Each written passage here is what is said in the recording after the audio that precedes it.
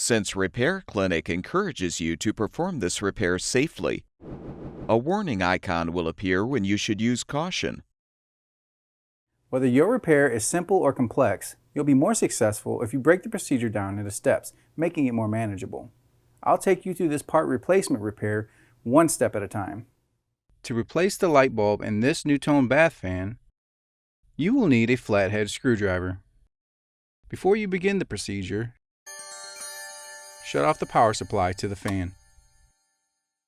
Using a flathead screwdriver, compress the locking tab to release the lens cover from the grill assembly.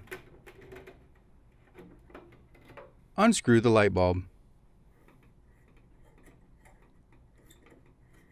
Take out the new light bulb from the packaging. Screw the light bulb into the light socket. Hook one of the tabs of the lens cover into the notch on the grill assembly and firmly press the opposite side of the lens cover to snap the other tab into place. Turn the power supply back on, and the bath fan should be ready for use.